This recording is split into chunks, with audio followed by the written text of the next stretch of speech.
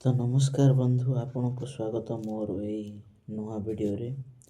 ତ ଆମେ ପୂର୍ବ ଭିଡ଼ିଓରେ ଜାଣିଥିଲେ ବଦନ ଦେଖି ଜାଣିବା, ଆଉ ବର୍ତ୍ତମାନ ଏଇ ଭିଡ଼ିଓରେ ଜାଣିବା ସ୍ତ୍ରୀମାନଙ୍କର ଶରୀର ଶୋଭା। ତ ଆଉ ଡେରି ନ କରି ଚାଲନ୍ତୁ ଆରମ୍ଭ କରିବା। ଯେଉଁ ସ୍ତ୍ରୀମାନଙ୍କର ପାଦ ଅଙ୍ଗୁଳି ପରିସ୍ପର ସଂଲଗ୍ନ, ନଖର ବର୍ଣ୍ଣ ଲୋହିତ, ପାଦ ଦୁଇଟି ଶିରା ବହୁଳ ଓ ଉଚ୍ଚ ବିଶିଷ୍ଟ, ପିଠି କଳ୍ପକ ସଦୃଶ୍ୟ, ସେପରି ସ୍ତ୍ରୀମାନେ ସଦା ସୁଖୀ ସୌଭାଗ୍ୟବତୀ ଭାବରେ ବଞ୍ଚି ରହନ୍ତି। ତ ବନ୍ଧୁ ଆଗକୁ ଯିବା। ଯେଉଁ ସ୍ତ୍ରୀମାନଙ୍କର ପାଦର ଅଙ୍ଗୁଳି ଗୁଡ଼ିକ ମୃଦୁ, ଘନ, ବର୍ତ୍ତୁଳ ଓ ସମୁନ୍ନତ, ସେପରି ନାରୀ କଲ୍ୟାଣମୟୀ ହୋଇଥାନ୍ତି। ତ ଆଗକୁ ଯିବା। ଯେଉଁ ସ୍ତ୍ରୀମାନଙ୍କର ପାଦ ତଳେ ଊର୍ଦ୍ଧ୍ୱରେଷ୍ଠାଦୃଶ୍ୟ, ସେପରି ନାରୀ ନୀଚ କୁଳେ ଜାତ ହେଲେ ମଧ୍ୟ ସୌଭାଗ୍ୟବତୀ ଭାବରେ ସମୟ ବିତାଇଥାନ୍ତି। ତ ଆଗକୁ ଯିବା। ଯେଉଁ ସ୍ତ୍ରୀମାନଙ୍କର ଗୋଇଠି ଦ୍ୱୟ ଓ ତଳିପାଦ କମଳ ପୁଷ୍ପ ସଦୃଶ୍ୟ, ସୁକୋମଳ ବିଶିଷ୍ଟ, ସଦା ସର୍ବଦା ଝାଳଯୁକ୍ତ, ପାଦ ତଳରେ ମତ୍ସ୍ୟପୁଚ୍ଛ ସମ ଚିହ୍ନ ଦୃଷ୍ଟ, ସେପରି ନାରୀକୁ ସୌଭାଗ୍ୟବତୀ ସୁଲକ୍ଷଣୀ କୁହାଯାଇଥାଏ। ତ ଆଗକୁ ଯିବା।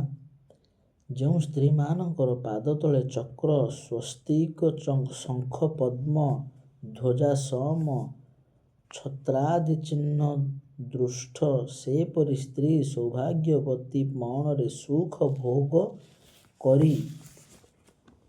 କରନ୍ତି। ଯେଉଁ ସ୍ତ୍ରୀମାନଙ୍କର ପାଦ ଚିକ୍କଣ, ନଖଗୁଡ଼ିକ ତାମ୍ରବର୍ଣ୍ଣ, ପାଦ ତଳିପାରେ ମତ୍ସ୍ୟ ଅଙ୍କୁଶ, ପଦ୍ମ ଓ ଚକ୍ରଚିହ୍ନ ଦୃଷ୍ଟ ହୁଏ, ସେପରି ନାରୀ ବହୁ ସୁଖରେ କାଳ ଅତିବାହିତ କରନ୍ତି। ତ ଆଗକୁ ଯିବା। ଯେଉଁଠି ମୋର କିଛି ତ୍ରୁଟି ରୁହେ ମୁଁ ଆପଣଙ୍କୁ ପ୍ରଥମରୁ ହିଁ କ୍ଷମା ପ୍ରାର୍ଥନା କରୁଛି। ତ ଡେରି ନ କରି ଆଗକୁ ଯିବା। ଯେଉଁ ସ୍ତ୍ରୀମାନେ ଗଜ ସମ ଗମନ କରନ୍ତି କିମ୍ବା ମରାଳ ସମ ଗମନ କରନ୍ତି, ସେପରି ନାରୀ ସର୍ବ ସୁଲକ୍ଷଣୀ ସୌଭାଗ୍ୟବତୀ ସୁଖ ଜନନୀ ଭାବରେ ପରିଗଣିତା ହୋଇଥାନ୍ତି। ତ ଆଗକୁ ଯିବା।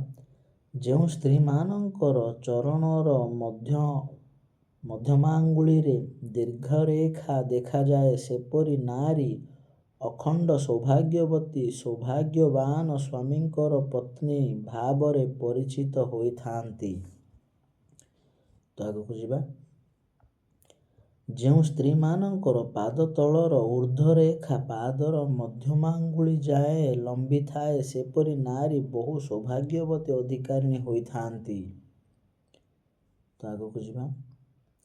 ଯେଉଁ ସ୍ତ୍ରୀମାନଙ୍କର ପାଦ ତଳେ ବଜ୍ର, ପଦ୍ମ, ଲଙ୍ଗଳର ଚିହ୍ନମାନ ପରିଦୃଶ୍ୟ ହୁଏ, ସେପରି ନାରୀ ରାଜରାଣୀ ସଦୃଶ୍ୟ ସୁଖ ଭୋଗ କରନ୍ତି, ଉଚ୍ଚ ପଦବୀରେ ଅଧିଷ୍ଠିତ ହୋଇଥାନ୍ତି।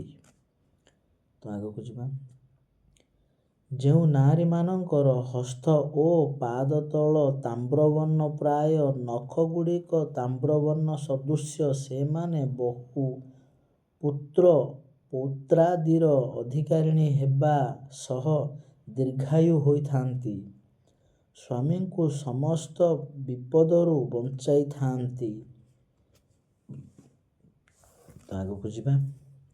ଯେଉଁ ସ୍ତ୍ରୀମାନଙ୍କର ପଦଦ୍ୱୟ ଚିକ୍କଣ, ସମାନ, ନଖଗୁଡ଼ିକ ଲୋହିତ ରଙ୍ଗ, ଅଙ୍ଗୁଳିଗୁଡ଼ିକ ପରସ୍ପର ସଂଲଗ୍ନ, ଗୋଇଠିଗୁଡ଼ିକ ପ୍ରଶସ୍ତ, ପାଦ ତଳ କମଳ ପୁଷ୍ପ ସମାନ,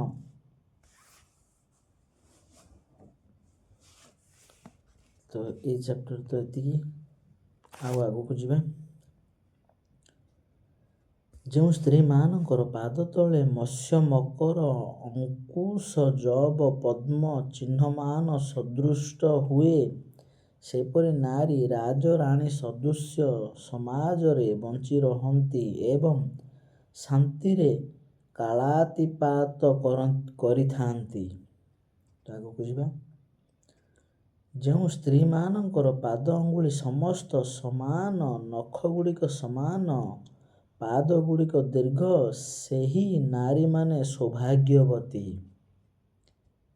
ତ ବନ୍ଧୁ, ଆଜି ଆମେ ଜାଣିଲେ ସ୍ତ୍ରୀମାନଙ୍କର ଶରୀର ଶୋଭା।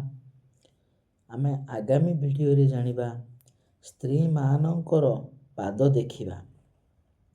ତ ସେଇ ପର୍ଯ୍ୟନ୍ତ ମୁଁ ଆପଣଙ୍କ ଠାରୁ ବିଦାୟ ନେଉଛି। ନମସ୍କାର।